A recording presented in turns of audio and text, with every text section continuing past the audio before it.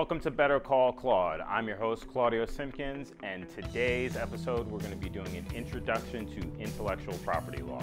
Now, over the next few episodes, we're going to go and take deep dives into how intellectual property law intersects with working in the music industry, working in the field of photography and videography, and other creative pursuits.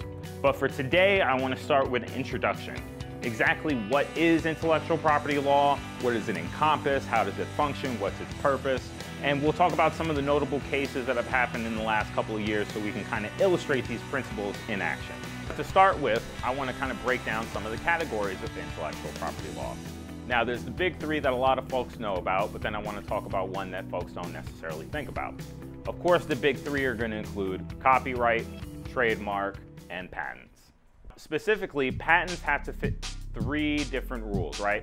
Your patent has to be a solution to a technological problem, and it has to be something that's new. So obviously you can't reinvent the wheel. I mean, you can try to, but you probably can't patent that and make money off of it. It has to be not obvious. So ideally you're coming up with something that's novel, that's something that folks hadn't thought about, that's gonna actually change things and be innovative, right? And lastly, it has to have some kind of industrial application, right? You've got to actually put it to use and have it serve some kind of purpose, right? So that's where patents come in, and that's how they function. And then, of course, we have the other categories.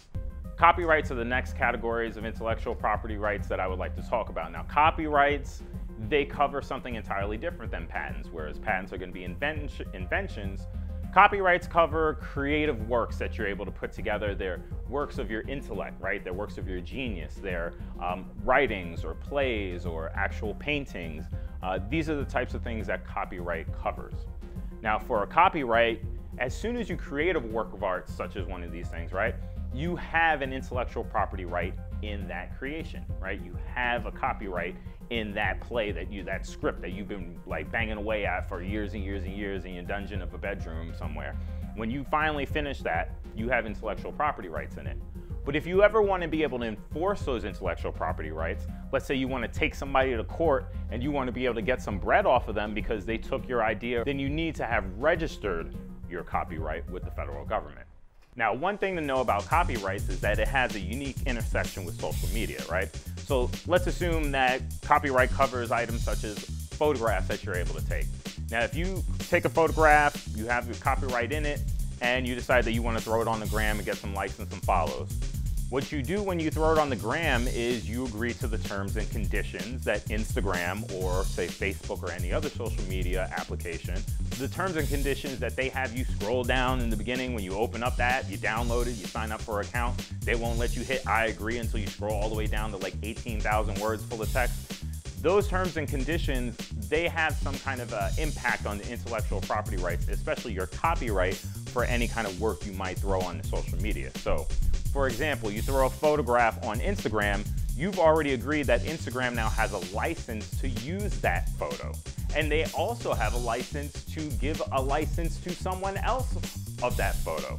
Now, you might not necessarily know that unless you really dig deep into the terms and conditions, but these are the types of things that platforms such as Facebook and Instagram and Twitter try to slide in on the low into the terms and conditions, knowing that you're probably not going to read that.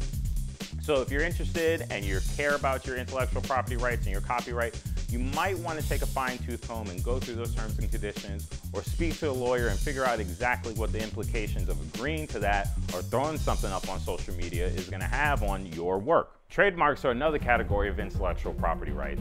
Now, trademarks cover signs, designs, expressions, slogans that distinguish your brand of services or products from a similar brand of services or products.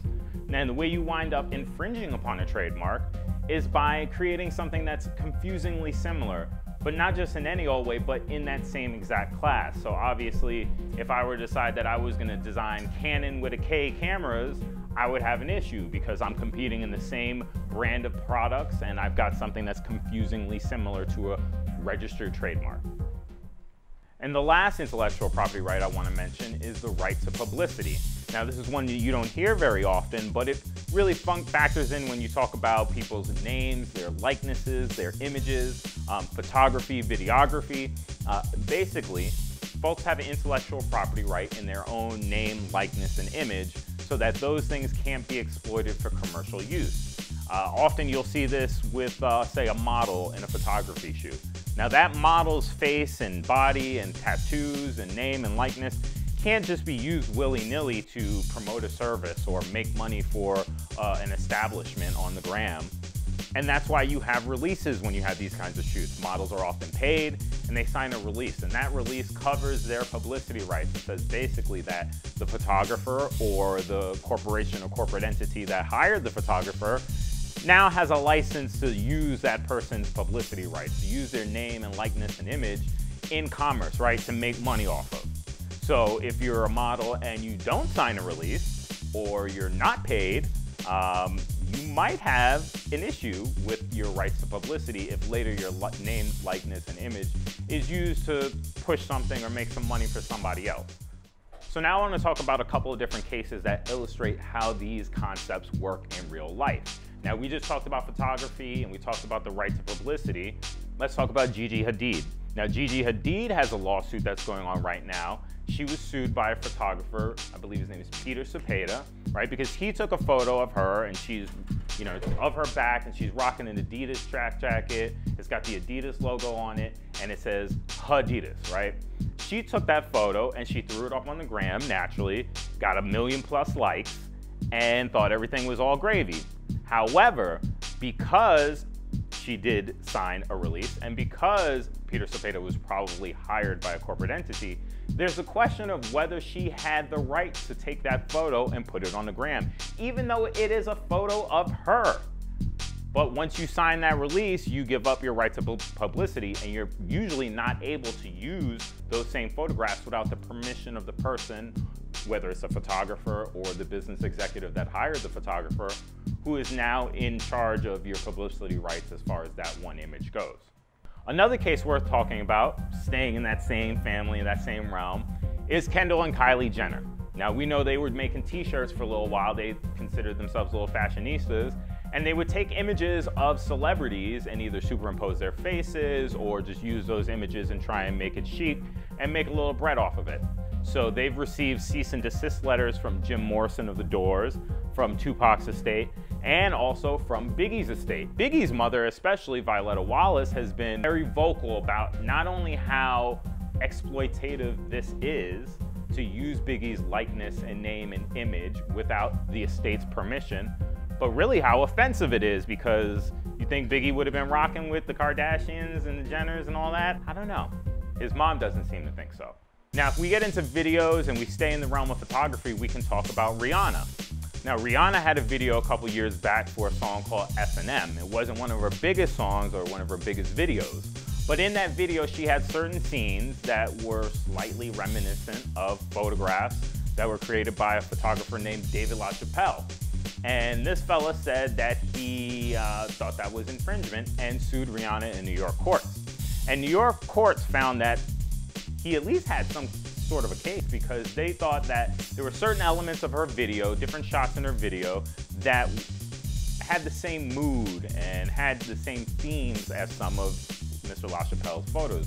So they said that the same way that his photos showed women in a claustrophobic and hypersaturated domestic space dominating over men, Rihanna had taken those elements and had appropriated them and put them into her video. And that case, I believe, wound up settling out of court. So whether there was merit to those claims or not, it did wind up costing some time and effort and energy, and maybe even a little bit of bread for Rihanna. Now, we also see copyright infringement in the realm of writing, and especially in the realm of biography. Kevin Powell was a writer for Vibe magazine, and he also published a couple of biographies of Tupac's life.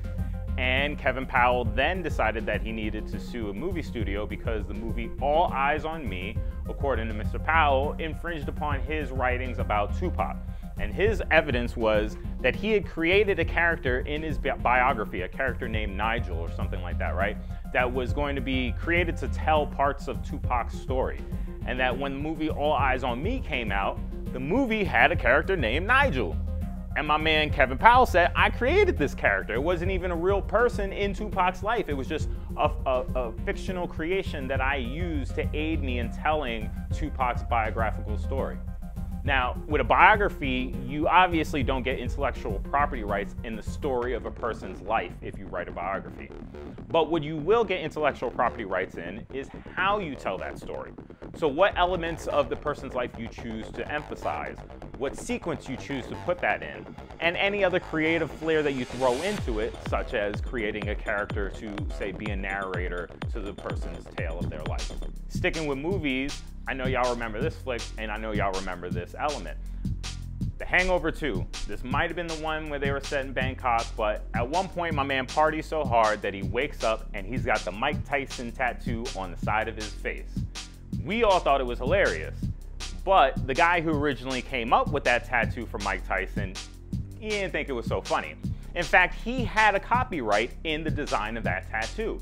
And he sued the makers of The Hangover 2 and tried to get an injunction, basically tried to get the court to shut the movie down entirely until the makers of the movie either decided to pay him or to change the face tattoo that my man had in the movie. Now the court said, yeah, obviously this is the face tattoo that you made from Mr. Michael Tyson, but at the same time, there's an exception to infringement, and that exception is called fair use, right? For a certain number of categories, even if you're infringing on somebody's intellectual property rights, you can basically get away with it if it's for something such as parody. And that's what the court said. The court said, my man's waking up in the movie Hangover 2 with the Mike Tyson tattoo on his face is clearly a parody of Mike Tyson waking up one day and putting a tattoo on the side of his face.